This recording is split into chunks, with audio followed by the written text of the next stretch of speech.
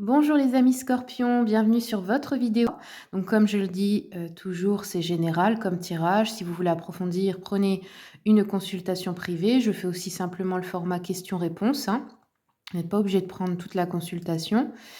Et puis simplement, si ça ne parle pas, regardez d'autres tirages, hein. Il y a assez de cartomanciennes. Mais je pense que voilà, si ça vous parle, c'est certainement une synchronicité. Alors les scorpions, je vais commencer avec l'oracle du soleil. On va regarder les événements pour vous durant ce mois d'avril. Allez les scorpions, et bien voilà. Je crois qu'il y en a une deuxième. Je vais prendre celle-ci. Alors, scorpion, on a eu la simulation et le pouvoir. Donc ici, on nous parle de Jupiter en Gémeaux. C'est un oracle en fait très intéressant parce qu'on apprend les configurations astrologiques. Je ne suis pas astrologue, je vous le précise, j'apprends avec vous. Ici, nous avons la Lune en Scorpion, donc dans votre signe, avec le pouvoir. On va regarder tout de suite la signification. Je prends rapidement le livret, hein, parce que, comme je vous l'ai dit, j'apprends avec vous. Je ne connais pas par cœur. Alors, déjà, le pouvoir, donc la Lune ici en Scorpion, on nous dit qu'il pourrait y avoir des situations émotionnelles intenses ce mois-ci. Peut-être un secret soudainement révélé. Peut-être certains problèmes psychologiques. On peut aussi avoir une affaire d'héritage. On peut nous dire l'amour qui se transforme en haine. Ouh, ok. Donc peut-être pour dans une relation, vous allez avec quelqu'un que vous aimez, vous allez finir par détester cette personne. Mais c'est pas forcément que les relations de couple, hein, ça peut, mais ça peut être aussi les relations familiales, amicales, etc., hein. On nous dit qu'elle indique cette carte une grande intensité émotionnelle, de la passion ou de la haine, de l'enthousiasme ou de l'indifférence. Vous voyez, c'est un peu tout ou rien.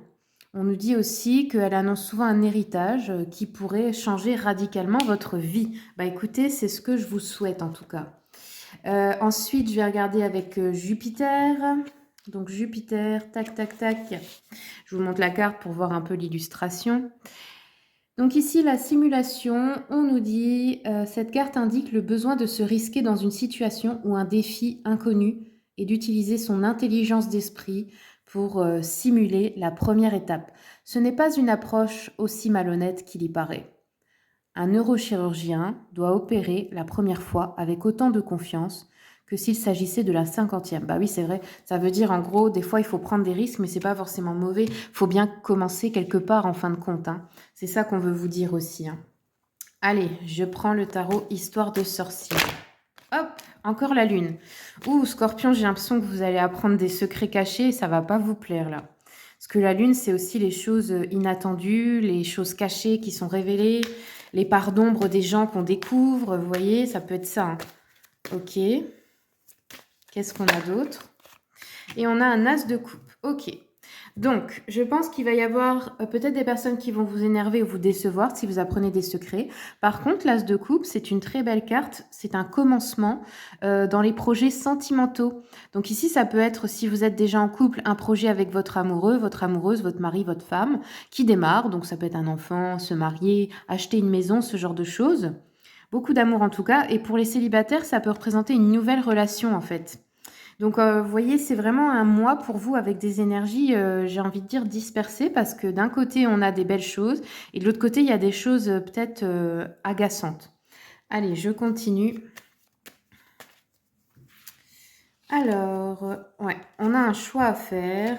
On a l'adversité. Ouh, ouais, il y a des affaires d'héritage ici parce que si j'ai le décès qui sort ou le deuil, ou alors après aussi, pour moi, cette carte, c'est aussi peut-être des fois l'âme d'un défunt.